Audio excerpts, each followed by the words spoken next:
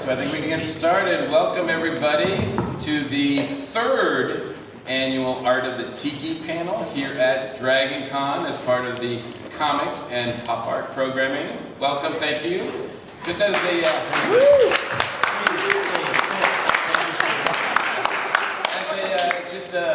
how many people out there, show of hands, have attended one of our other two Tiki pop art panels? Oh, goodness. Thank you so much. Thank you. Mahalo mucho.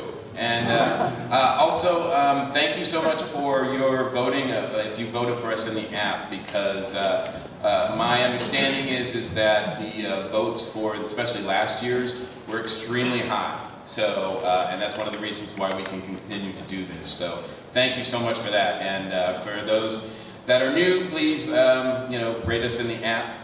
So that we can keep doing this. So this is it's an awesome turnout. Thank you so much. This is the Art of Tiki panel. It's subtitled Monsters and Mermaids. So we're going to get into some tangential stuff as well. But I want to introduce our panelists to you.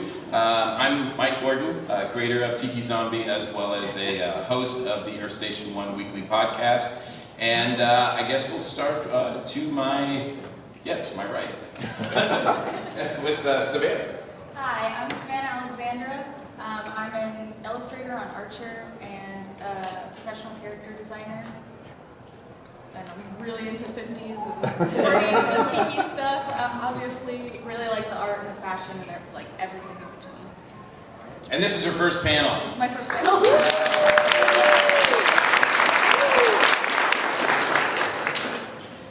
My name is Gladden. I currently work as a staff illustrator at Cartoon Network in Atlanta. And I have also, for a brief while, had my own webcomic called Girls of Monster Paradise.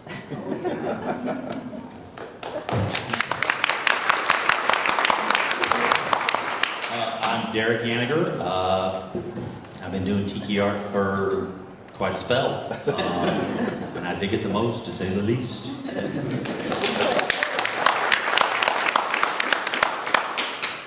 My name is Jonathan Chaffin. I design tiki mugs as horror in play, and do graphic design, illustration, and all manner of weird things like that.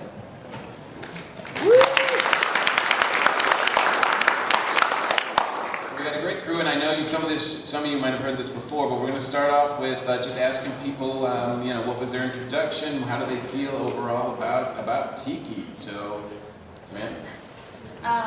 Well, my introduction to tiki was through 1950s and 1940s fashion. I've been into the fashion, dressing in like more vintage inspired stuff for a few years now. Because I got into the fashion, it affected my artwork. And I started really getting into old cartoons from like the 40s and the 50s. Like Tex Avery, and through my internet searching through cartoons and watching cartoons and everything, it slowly kind of led me to just like tiki in general. And I just really love the flat colors, like the flat single shapes, the texture and everything, and the bright, vibrant colors, and a lot of that stuff I took and kind of like put into my own artwork. So I put a lot of I work with a lot more textures, and I do kind of like an amalgamation of like tiki textury stuff and UPA style, and just like cartoony, like old cartoony 40s and 50s. So through the fashion, it brought me to Fashion? That's unique. Okay. Yeah. Well, it was a weird journey, but I was a kid in the 70s, and when I was a kid, we used to go to Florida all the time, which was still notorious for its wonderful tourist traps. And I still remember a lot of leftover tiki from the 50s and 60s, still being in Florida at the time. And also, I still, went to folks' houses. I had friends, whose parents still had their Whitco, in their basements and stuff. I remember seeing remnants of it. So it was always kind of in the back of my brain. But I can say I started to really get more into it when I came to Atlanta, and just wandering around as a student, during art school, I stumbled across the Trader Vic's by accident.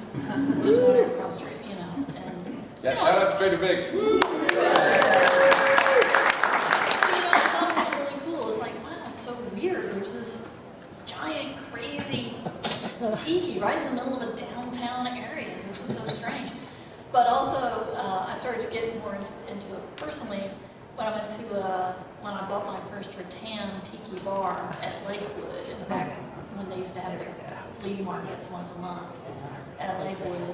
Me and my husband dragged it home because we just bought a house and we were looking at our basement. What are we going to do? We saw this bar, fell in love with it. As soon as we brought it into the house, we were like, we're making a tiki bar downstairs, which we did.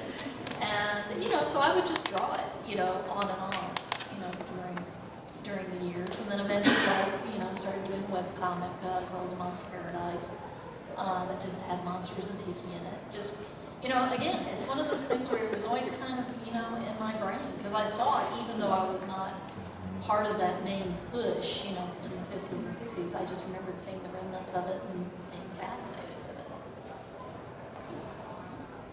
I was born in 1960, and my folks were pack rats. Ridiculously, I was almost removed from the home. So I was just surrounded by old cocktail glasses. My dad had this ridiculously huge bar that took up, you know, most of the family room. And he had like the body napkins, you know, and all that. And so I just, as a kid, I was like a sponge and just soaked up all these images, and didn't know I was an artist, you know, until I hadn't really picked up the drawing stick yet, but I was, you know, into it, you know, and soaking it up. And then I remember when I was a little kid, I went with my mom to the Kmart Garden Center, and there was this big ass tiki. And as a kid, I was into, you know, Abbott and Costello reruns, you know, all the old movies they play on Saturday. So I was like a monster kid. So to see this thing at Kmart, this giant monster, hideous tiki, it was, oh my God. Lit me up. So I kind of carried all that stuff for years, and then I worked for different people over the years. Did Marvel Comics for a while, Cartoon Network, where I met Stephanie. And that stuff was kind of rolling around in the coconut and was just like, you know, always there. And I got tired of doing other people's property, you know, so I just said, screw it, I'm going to do my own thing. And tiki was part of it, but also rockabilly and burlesque and Rat Pack and anything retro culture, you know, that you know, flipped my switches and took me back to my childhood.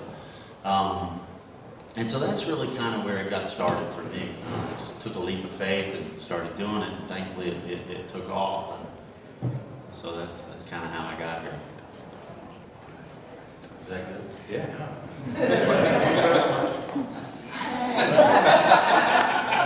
See, he's getting back at me. Let's see. There are a lot of different paths, but I guess the one that I'll stray down this time. I used to spend the summers at my grandmother's, and my grandmother's in rural North Carolina. There was very little to do except watch Nick at Night. And the title sequences of shows like Bewitched and I Dream of Jeannie and The Addams Family. Like, I'm also a monster kid. Although I was born in '78, so you got a couple of years on. But so I read a lot. And I loved mid-century, and the more I got into mid-century, the more I saw these real graphic, carved Whitco-esque tikis in different people's work, including yours, because I'm a Derek Hart snob for about 20 years now. Around about 2003, 2005, my wife and I went to an anniversary at Trader Vic's. It was a tiki torch night, and they used to have artists, and they had Mai Tai specials, which we were students at the time, so it was a great thing. We went to go have one drink and see what this place looked like inside, because we always saw the carvings from outside. And we stayed for one drink, and then another drink, and we figured we better go eat something, so, you know, once we ate something, we could have another drink. And then we figured we better eat some more, and the food took a while, so we had another drink. And then we were, you know, full, but then we saw they had Bananas Foster that came on fire, and we had to see fire. So you flash forward a little bit from that, and I've been a working graphic designer from about that point. But I decided to, when my daughter was born, we just moved into a new house. We just put all my Dragon Con ephemera and collections. I collect a whole bunch of stuff. But we put all the collections, all the Tiki stuff, all the horror stuff down in the basement. It was going to be my horror Tiki bar. And I was working second shift, so I worked till 8 o'clock at night, which was exactly the time my wife and daughter went to bed. So I had long hours of nothing to do. And after about a month of drinking too much and watching too many TV shows, I decided I would design all the ephemera for my bar. Because I collected cocktail napkins, and swizzles and picks and all that good stuff. And so I designed a Cthulhu Tiki mug and a map and a coaster and a swizzle, and a friend of mine's like, hey, you should put that on Kickstarter. So I put it on Kickstarter, and I've been doing it ever since. Ephemera.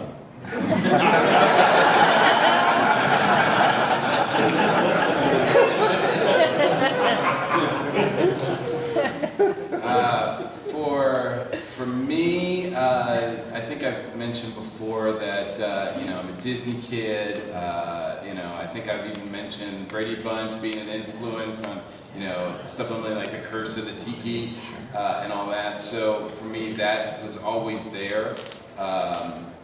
My three favorite rides at Disney World, the Enchanted Tiki Room, the Pirates of the Caribbean, and the Haunted Mansion. And I could just run up and down that strip, on Disney World, like over and over and over again. So that was that, but I never considered myself a Tiki person really.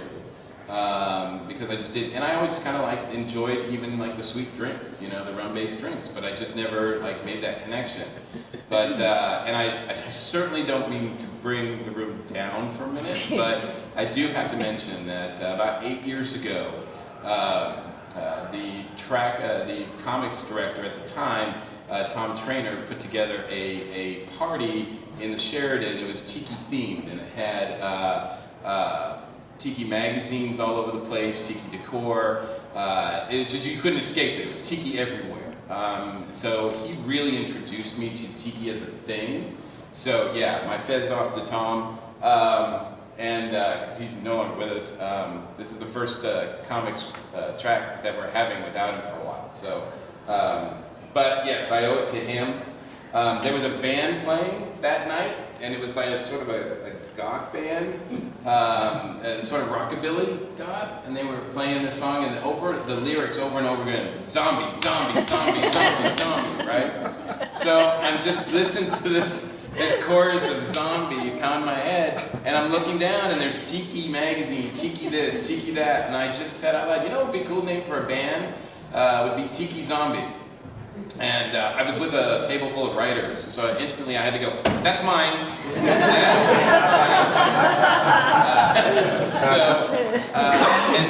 I just, and I thought, well, that's not only a good name for a band, it's a good name for a comic and everything, a character. So I got together with artist Peter Cutler, who is the artist on Tiki Zombie over here. Doing research as to what this character was going to be about and everything like that made me realize, hey, I've been a Tiki guy all my life, I just didn't realize it. So I fully embraced my Tiki-ness over the years. So, but to that point, with Tiki and the zombie, Tiki monsters, Jonathan, you mentioned it as well, there does seem to be this connection.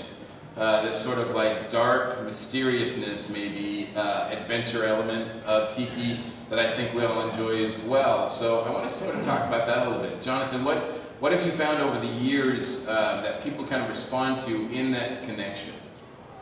I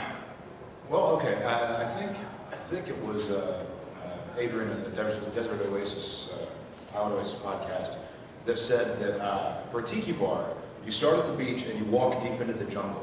And in the jungle is where you hear the drums and where you've got the danger and the quicksand and the zombies and the monsters and the unknown.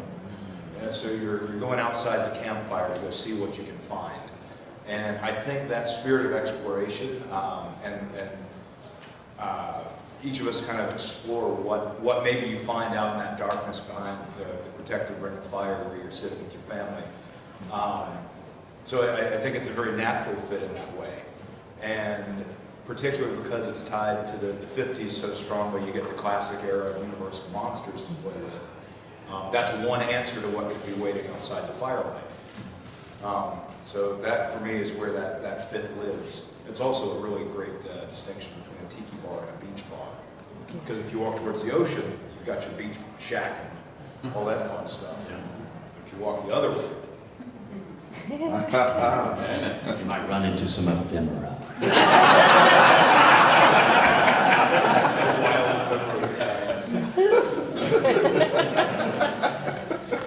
Derek, you got any thoughts on that?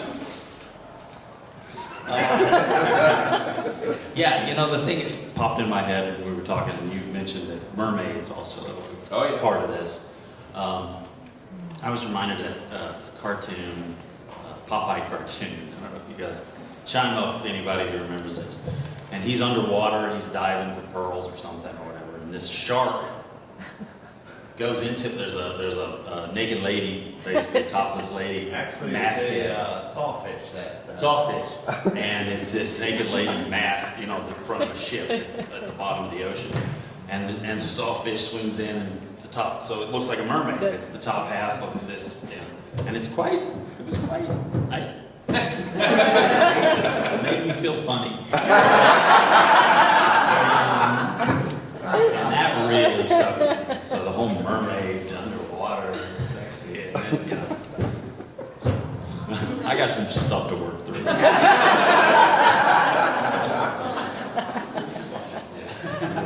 Stephanie, what was the inspiration behind Monsters of, Girls of Paradise? Yeah. Well, I was trying to come up with an idea, you know, for kind of actually a cartoon show. What was the intention of it? And I just sort of came across this idea accidentally, because I'm also kind of a monster kid too. I used to just love horror movies for whatever bizarre reason. And, you know, I used to watch the Addams Family, the monsters on TV when it come on, and just love that sort of stuff. Even though, you know, the craze had died down a lot. You know, by the time I was a kid, it was like, oh, Mega Monsters, that's about it. Good luck, kids. And, you know, Star Wars had come in full swing then, so that was the thing. But back to Girls of Paradise, it just kind of literally came to me. I did a sketch of, you know, werewolf at a tiki bar, just like the song, you know, werewolves in London. And, you know, it kind of evolved from that. But I just love the idea of taking the Beauty and the Beast myth, which really, if you think about it, there's a lot of that in Tiki. I mean, you know, the Tikis like represent East, and like little girls or mermaids or beauty. You know, and I just love that sort of idea, so I kind of put a girl in there too. And I actually had him, I did another sketch of the werewolf just sitting on a cliff and he's thinking of a girl. And I thought, oh, you know, he misses her. And I said, wait a minute, but what if she misses him too? And that's where it came from. So I basically came up with this idea of these, there's these girls on these islands and they hang out with their monster buddies and they're loving it. You know, they do everything they can to keep from being rescued. That's the whole premise. People are like, oh, we got to rescue these women. They're like, no, we're great. Get lost. Get away. But yeah, I think there's a part of me that just wanted to take the Beauty and the Beast theme and kind of turn it on its head a little bit. And I thought, what better way to do that than through Tiki? Because it's recurrent. Any thoughts on the monsters, or? I veer more towards mermaids. Yes. Yes, you do. I think I grew up a lot on. We didn't have cable when I was younger. My parents didn't have a lot of money, and There was no such thing as cable when I was young. well, I understand so we that. have a lot of like TV shows and stuff. A lot of the shows that I watched were either Disney movies, because you know you could go to like Goodwill and get VHS tapes and everything. So it was like Disney movies, or I watched a lot of like Betty Boop and like I think it was the WB had you know, like old like Looney Tunes and everything. Right. And I remember watching Peter Pan, and the scene with all of the mermaids in it was a scene that just like, every time I think of Peter Pan, like I just always think of that scene, like all the time. It's just like that mermaid scene. So I've always really been kind of like, you know, I think mermaids are cool, whatever. And then I think it was 2 years ago when people started doing those. In the art community, there are a lot of kind of like prompts for certain months. So there's like Inktober, you might have seen floating around.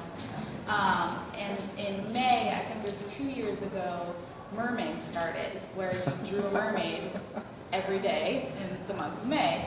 And I was kind of looking for something to do, and I was like, all right, I'll do this. And I started drawing mermaids, and I was like, I love drawing mermaids. Especially if you're bad at drawing feet.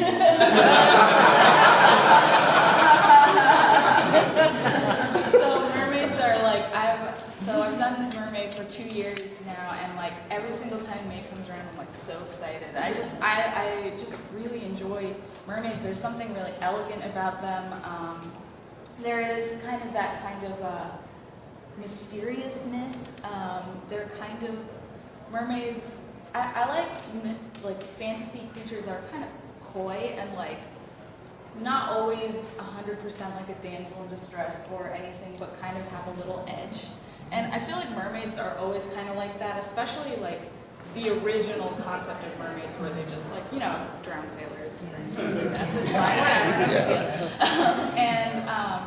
But even like, even just like mermaids in general, there's always something kind of fascinating and mysterious and like magical about them, and I think that's what always really interests me about mermaids in general.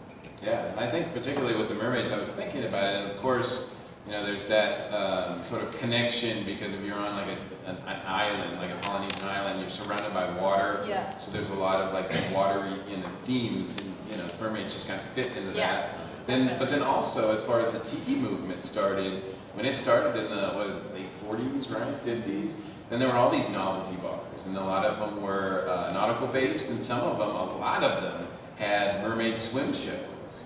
That I think yes, I think there's only like 3 that exist now. One of them is in Fort Lauderdale, it's the Rec Bar, and that's, to me, like, that's, if you ever find yourself in Fort Lauderdale on Friday or Saturday night, you gotta check out the Rec Bar, because Marina and her aquatic cats do quite the show, so that is outstanding. But yeah, so there's that almost direct connection between Tiki and mermaids on that front. Yeah, and there's a lot of old Tiki art too, just like, you know, underwater, and then you see like a sunken Tiki, and then like a mermaid next to it, stuff like that. Like, it's just kind of, it all just mixes together. It makes sense because Tiki is so tropical, and mermaids are kind of, you know, tropical-ish. Absolutely, absolutely. So cool. Well, I know you guys probably have some questions as well. I want to sort of encourage interaction. Anybody have any questions or comments or anything they want to? Yes, go ahead. So probably my favorite aspect of modern Tiki culture is, since the word ephemeral has been used, we're just going to use big words from now on. I love that it is this sort of bricolage. It's this big sticky block onto which you can stick other artistic influences. It's the sort of thing where, like, in our home art, we can have an H.P. Lovecraft-inspired mug while we're standing below. Actually, Derek did a space alien beatnik once upon a time, right? So we can have H.P. Lovecraft, far space, all of these things in one common area, in one common design language. So I'd be curious to hear from the panel about when they go to get an influence that's from way outside the sort of orthodox wings of Tiki culture, something like Edgar Allan Poe or something like that. What elements do you look for that makes a good influence, and then what elements do you add to make it sort of connect in with the whole language of Tiki? I'm going to speak first. When I created Tiki Zombie, the thing I liked the most about that was taking Tiki and Zombie and putting it together. So whenever I write a story, I try to take 2 elements that I think maybe have some sort of weird connection and put them together. Like, I have a story with vampire monkeys, I have a story with that combines sort of mermaids and Amazons. I have a story with with ninja wrestling, lucha ninjas. So I try to take various things and combine them because I think it's interesting when you do that, and then you find out that even though that there are sort of people who like one thing, like say you like ninjas and say you like lucha, just because you're in this group doesn't mean that you don't have any similarities. There's a lot of similarities between a lot of fandoms and a lot of interests and a lot of genres. So I like to play with that. So that's what I sort of look for. I look for connections like that. So, but what about you guys? What sort of makes up your personal view of what works with Tiki, what doesn't? Yeah, I've been doing the Tiki Oasis in San Diego, the event in San Diego. I've been doing the art for that for 16 years now. And Otto von Stroheim, who's the granddaddy or ding dong daddy of Tiki. He's always coming up with these themes that aren't Tiki at all. I mean, and sometimes I'm like, you can't do that. You can't do beatnik. Beatnik's not Tiki, and so he has to figure out a way to make it, to justify it, to all our fellow Tiki freaks, and so he doesn't get run out of town. But and then it falls upon me to take Tiki and combine it with beatnik or space age, or like next year's is New Wave. Yes.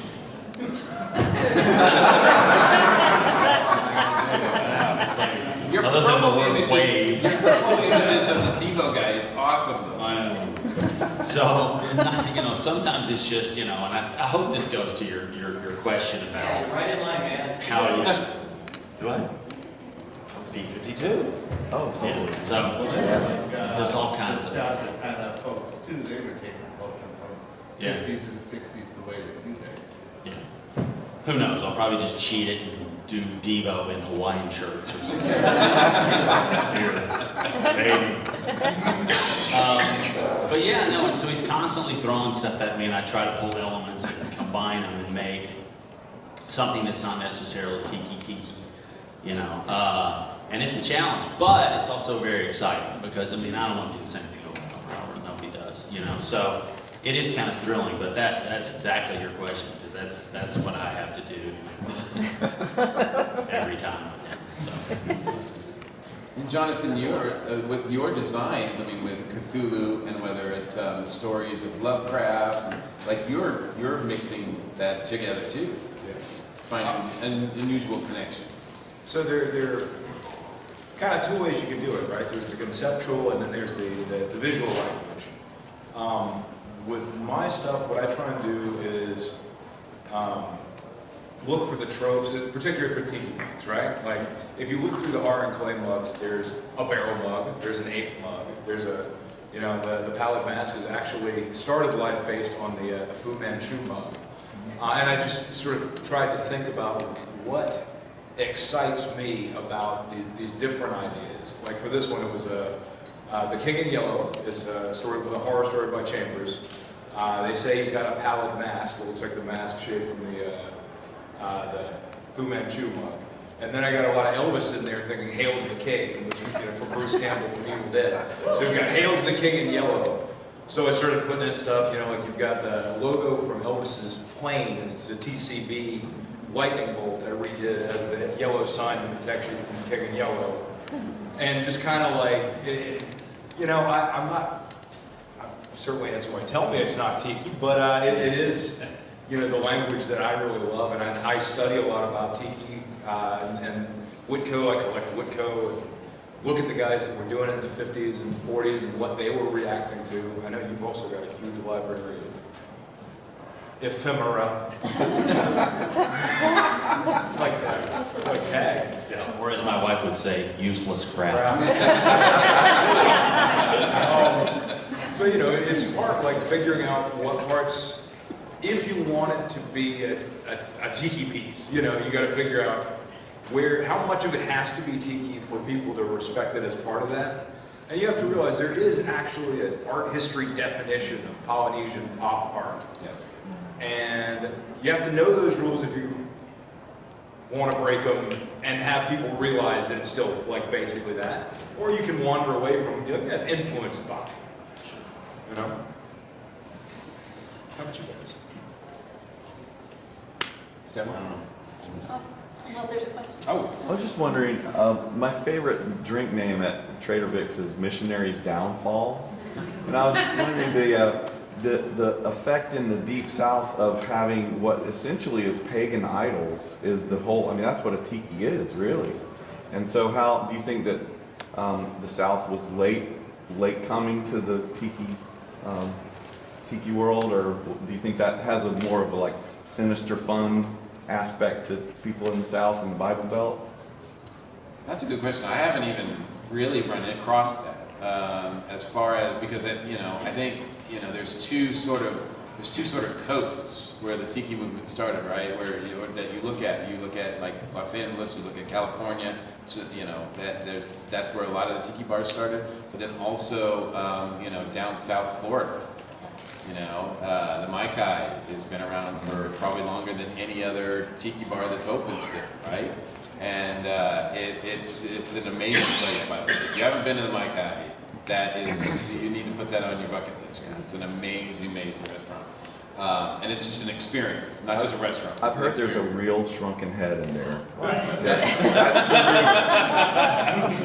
Sure, we'll go with that. Yes, there is. Yes, there is.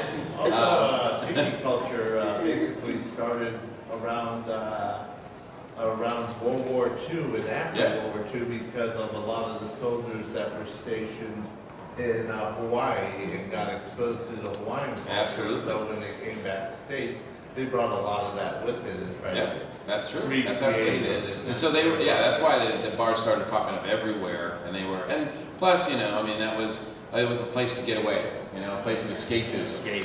Yeah, so they formed that, but I don't know, I'm not from the South, so I was born in Massachusetts. I've been in Atlanta for, over 20 years, and one of the things I'm most proud of is that, we have one of I think actually the oldest Trader Vic's that's in the country, right? I believe so, yeah. So that's pretty outstanding. So, for being in the South, if they're not into tiki, we still have a pretty good a tiki landmark here, I And actually also, pagan, basically a word that means anything that's not Christian or not Yeah. mainstream religion, but we Right. don't know what to call it, so I we just actually call it a pagan, even though it's not. I watched a documentary on the rise and fall of tiki in the 40s and 50s, and while the documentary didn't necessarily touch upon maybe specifically the South, I do know that the documentary did say in the 50s, after after people what you said, people were coming back and from overseas and everything. Tiki culture was kind of seen as a Racy. racy, sexy, because it was bringing over a lot of kind of forbidden, edgy, taboo looking things that kind of coincided with the exotica music. Right. And people would have tiki parties, and they were kind of sometimes known as kind of I don't know. So I think I wouldn't be surprised if the South wasn't as into it, considering how because of the Bible Belt, and a lot of that stuff was kind of frowned upon. So it would probably have a harder time getting traction down here, I would assume. Just because of the implications that came along with tiki culture, whether people were or were not, canoodling in those types of aspects. And there are some old pictures I think I've seen of, I'm not sure if it's downtown Atlanta, but there was a couple of other tiki bars over here, right? That long since gone.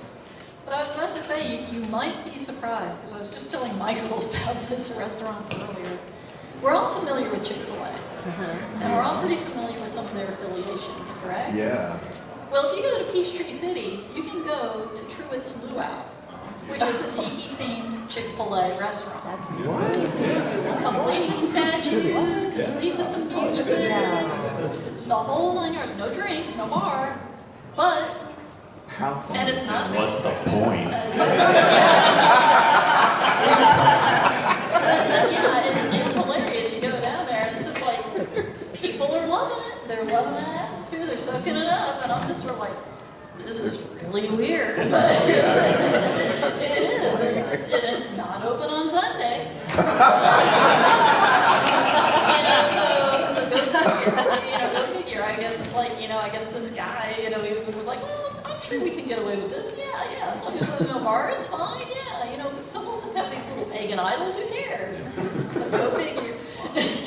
All the way to the back. I was just going to add on to Okay, that. great. Actually, the story behind that is true. Himself supposedly collected a lot of that stuff. Yeah. Oh, really? I was in that restaurant, yeah. It was a passion process. Honestly, that restaurant was a surprise and a delight. I mean, even without the bar, I was really impressed. I was like, wow.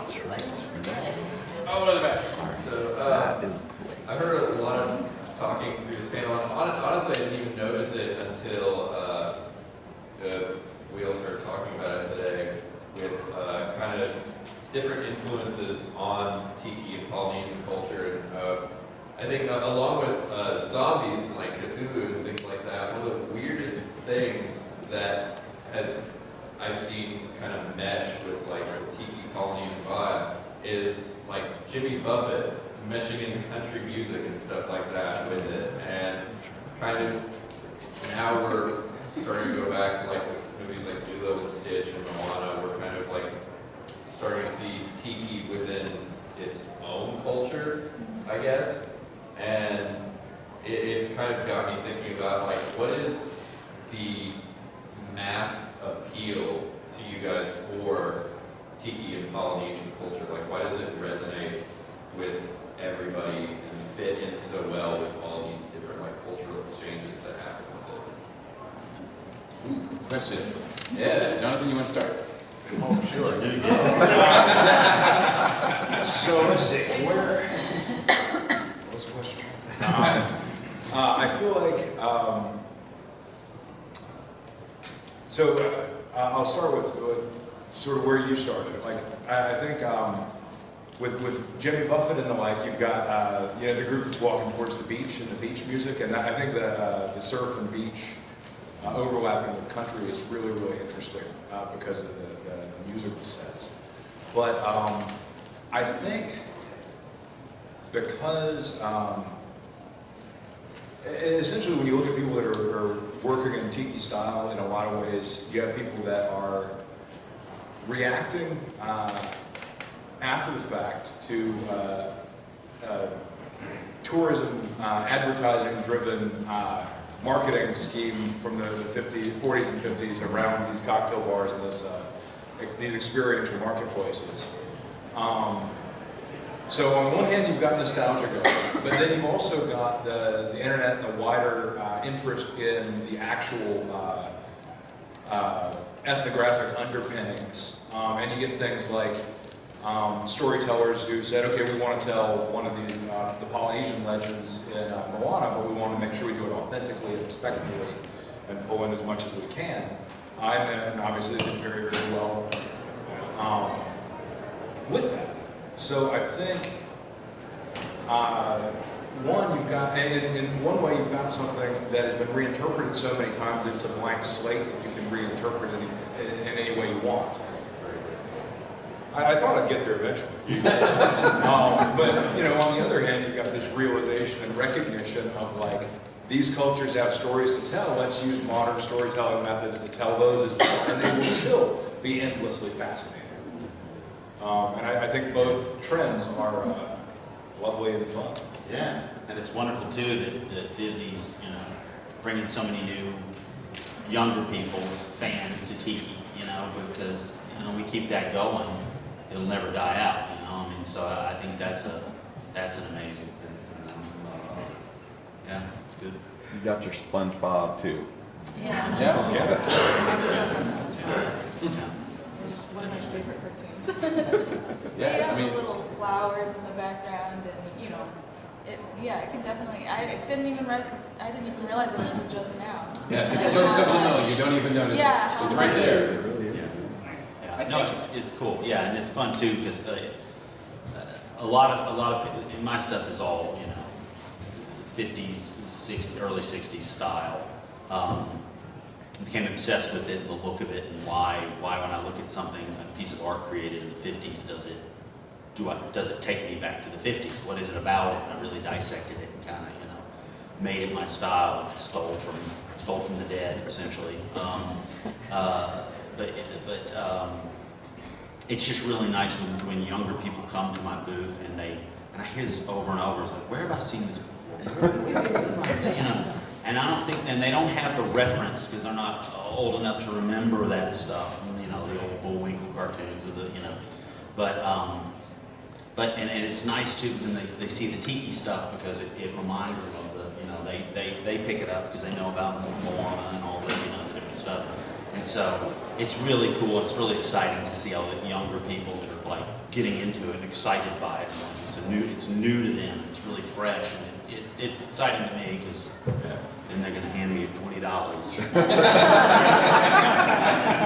can keep doing this crap. I think it's also interesting too that you see like these like actors and artists who've gone to Polynesia and taken part in Tiki culture, like Paul Gauguin and Marlon Brando, people who go there and suddenly they're just like suckered in for the rest of their life. And, like Marlon Brando bought an island out near Tiki or something like that, and then even John Wayne made like Donovan's Reef, and it's like it's this weird movie about Polynesian culture, and it's like bookended entirely by westerns or the regular John Wayne movies, and there's this weird, odd movie with Tiki culture in it. And you're like, where did that come from?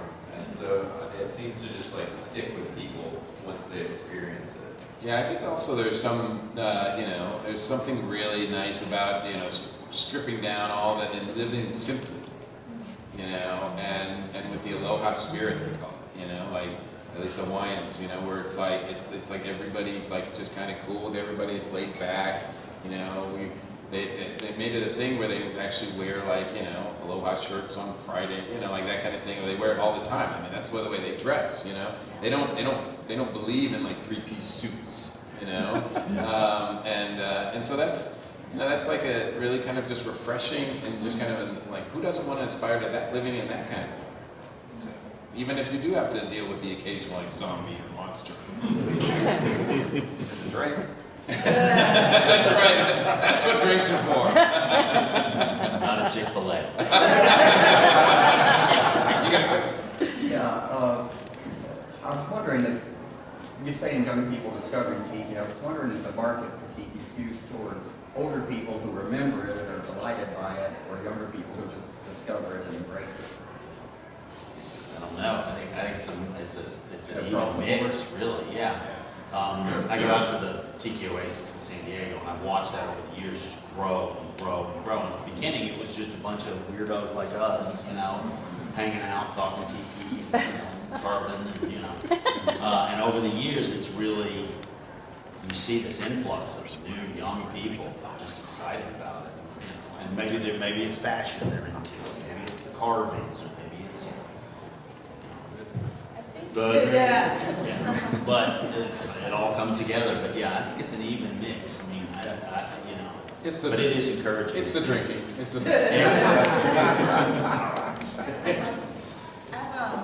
Since I'm, I guess, a little bit younger, and I think I would still say that I'm getting my feet wet in it. Feet wet, mermaids.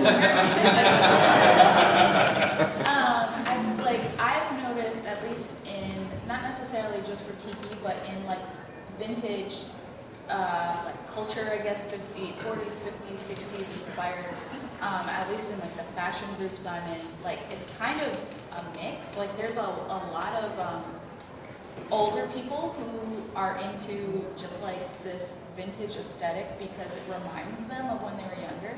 And then there are younger people who are into it because I think they're drawn, I know for me at least, there's something really interesting about like how everything was just kind of like, there was such attention to detail to everything, and nothing was really like hardcore mass produced in the sense of what we have now. And there's so many little aspects and details and creative directions that like fashion and art and everything was exploring at the time. And I think that draws in a lot of younger people too, because they're kind of looking for something different, I guess, than what they're just used to seeing. And I feel like the internet has opened up so much for people to explore and get part of communities and see like what other people are doing and go, I love that, where can I do that, or take part in that, and then get directed to communities where other people are partaking in the same thing, which I think is really awesome. And that's kind of how like I found Tiki, is because I went, you know, in through fashion, and then that took me in like vintage fashion, 50s, you know, just the cliche like, you know, puffy skirts and everything, and then slowly I started getting into like 40s and like learning the history and seeing all of these different aspects, and that really kind of made me realize like how there's so much history and like detail that is just so fascinating, I guess. I think that was what brings like even new people in.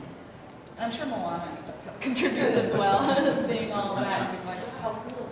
Yeah, well, I mean, I think it's exciting for, you know, for kids today, like they, you know, what I felt in the Enchanted Tiki Room, and people are feeling like they don't have to go to Disney for that, they can just go to the theater and see Moana. You know, that's pretty cool. Any other question? Oh, okay. So I'm Gladden Tiki, but I'm also an anthropologist, and I think that one thing I know that I struggle with are some of the issues of othering that we see in Tiki culture. One of the things that I'm hearing kind of across the board, we're talking about mermaids and Polynesia and monsters. It's kind of fantasy construction of othering. Absolutely. And I think it's, for me, it's kind of an elephant in the room, and I was wondering if maybe you would have a go at addressing it. Sure, sure. I think Let's let the new girl tackle it. it's definitely a topic, the sort of othering and like appropriation, especially, you know, recognizing like, I mean, like, I'm just speaking for myself, but as just like a white girl whose family is from Norway, like, I don't know much about Polynesian culture, of course, and I think that there is a line that people should, I think, pay attention to, and I think there's a difference between appreciation and appropriation, and I think like the design aspect of everything is something that you can take in, and as artists you get inspired by just everything around you all the time, and I think it is important to not push into an othering. I think it's like it's definitely hard. It's something that I've struggled with and thought about on my own, on what is and isn't acceptable, what can I do, what can't I do, what goes into bordering on appropriation, what goes into just appreciation, how do you find that line, and I think as communities grow, sometimes it's important to listen to what people from that culture are saying, what they think is really cool. For example, I know this isn't necessarily with Polynesian stuff, but in Japan, not from what I've read and from what I've talked about with other people, is like Japanese people are so excited when they see Westerners and other people wearing kimonos because the art of the kimono is kind of dying down in Japan. So a lot of Japanese people are really excited that people are wearing it in general. So it's kind of like, well, does that give me a pass? Blah, blah, blah, blah. So it's a complicated topic, I think. And I can definitely understand the apprehension or the, I think the best thing is just to stay sensitive to it and not to completely other the whole side and be like, I mean, it is cool and mysterious because, you know, personally for me, I've never been there, so like there's something fun and interesting about it, but I do think it's important not to water down the entire culture into just these aspects. So you can take parts and go like, wow, this is really amazing. I'm going to use some of this and like incorporate it into my art, and I really enjoy this and I appreciate this, but not take the whole entire culture and make it just into that only, and ignore, you know, all of the actual historical stuff that happens behind it. That's just my opinion. And actually, one of the things that I would want to clarify about what you said in my question is that at no point do I think that tiki culture or Polynesian pop is, I think it's all a fantasy, which is, Yes. you know, it's an amalgam of things. I don't think that there is actually a there, Yeah. which is what makes it kind of awesome. Yes. There's Yes. so many things that come together with this to create this amalgam of a place at a time with a sense of things that never really existed, which is why so many things can essentially fit in under this bucket, and why you can't have, you know, aliens and Lovecraft and all these things in this bucket. But I still see in that we're looking at, from a particular point of view, a bunch of things which end up being in some way not us. And you know, so it's, but we're still doing this dance because we are using things that do actually come from other cultures, but we're not trying to recreate them. So, you know, how do we do that? What is the best way to dialogue with that, knowing that we're all living in a happy fantasy world? Yeah, and I think, well, that's one of the things I think that, I mean, that's what we do as artists, right? We take all the stuff that we process and just sort of like want to create something. And usually, and like I said with the Tiki Zombie stuff, certainly my goal is to show us like everything, the similarities that we have, you know, and to celebrate the diversity. And not get so hung up on the differences in a bad and a negative, you know. At least that's me. So, but you know, I try to do it where it's all my images and all that stuff isn't. I'm definitely influenced and inspired by, you know, the things that I did, you know. But it's really all just in a world in my head, you know. It's all the characters and all the people, and I'm not, you know. I just want to make people smile, and I just want to make people, you know, kind of dig what I'm doing. And but it's not, you know, I'm real careful not to steal directly or borrow directly, you know, certain tikis. You know, but it's fantasy. It really is. It's just, you know, made up. I'm just pulling this stuff out of my brain. And, so yeah, that's my way of getting around it. This is just silly fun stuff that lives in my head, and I'm, you know, spilling it out on the page, and hopefully you dig it. And if you don't, that's groovy too. Yeah. Also, like, I kind of think of it as, you know, think of something like the old Viking religions of Thor and Odin. It was something like a very dedicated people back then treated it very much with reverence and dedicated. It wasn't something that they would take and try to like make fun of or anything. This was like their God that looked over them and created them, and they believed in that. But you know, as time went on, we now sort of took that and appropriated it and now made Thor a superhero. He's a superhero. It is kind of like a different point of view. I mean, Derek's point of view of something like the art that he does is almost more or less inspired by the actual Tiki culture, but more inspired of the like tourist industry that sold the Hawaiian tiki. So, Yeah. Bingo, that's Ringo. the kind of thing that really, at least I'm fascinated too, like the old advertising culture of, the UPA style commercials and so on, and the posters in a blend of kind of modern art, a modern 50s style art look at Polynesian culture. But it's not meant to be directly Polynesian culture itself. All right, we have time for one more question. I think we do. What we got? I just wanted to know about any future projects you guys might be working on. Yes, absolutely. I gotta figure out how to make new wave tiki. We are Devo. Jonathan? Oh, sure. Okay, so I've got a new tiki mug that is just now coming out, which is the Palette Mask. I'm working on my next mug, which will probably come out sometime next year. My wife Allison puts together a quarterly tiki mug box called Mug Crate. We've got one of those shipping out. And we are putting on a tiki convention in Atlanta in February.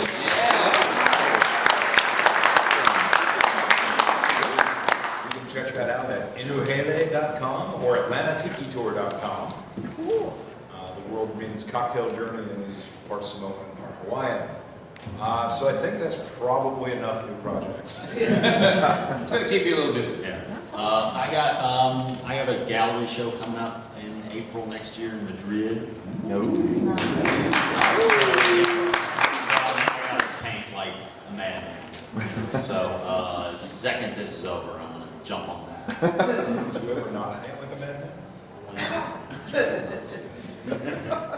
My goal is really simple this year. I just want to somehow get a studio built in my backyard so I can have my tiki room back. Right now, there's a lot of stuff in my tiki bar. I'm tired of it. I want it back. I want it back to looking like a nice bar. That's all I have to do right now. In the vein of tiki stuff, I live in an apartment, so I don't have my house, so I can't make a tiki bar. So currently, my second bathroom, the guest bathroom, is the tiki bathroom. And I'm slowly always adding to that to make it like tiki themed. In just artwork, I'm kind of all over the place and dabble in a lot of things in and out of just like tiki stuff. So just my own concept work, my own stories, just trying to pump out art every day. Just the daily artist struggle, I guess. Absolutely. Well, we are hard at work on Tiki Zombie number 4. That is in process, so we hope to have it for Dragon Con, but it's still in the works.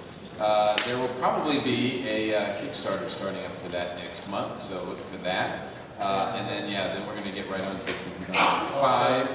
Also, something like a part of it is auctioning off some original art, right? Yes, we've got some original art that we're going to do that for the Kickstarter, I think. So you can check that out. Thank you, Peter.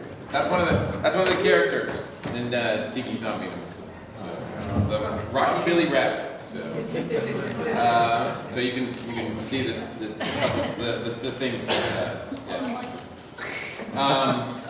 Awesome. And then we've got some pins that we put together, Tiki Zombie pins, so you can get those at the table as well. So they came out really well. I'm really excited about those. So, very cool. Well, I think that wraps up another... Oh, you got another? Can I do a quick PSA? Yes. Okay, so if you're just getting into Tiki, here's a quick list of things you can go check out. If you collect Tiki mugs, oogamoova.com is a resource for cataloging your Tiki mugs. Absolutely. Kritiki.com, you should always check before you go anywhere because they list every Tiki bar in the country. If you have not checked the archives on Tiki Central or Reddit/rtiki, I recommend you do so. And that's just because, the internet's a thing. And we are all on the internet, so look us up there. So, thanks everyone for coming out. We appreciate it. This is, like I said, vote for us on the app so we can keep doing those. We appreciate it. And enjoy the rest of Dragon Con.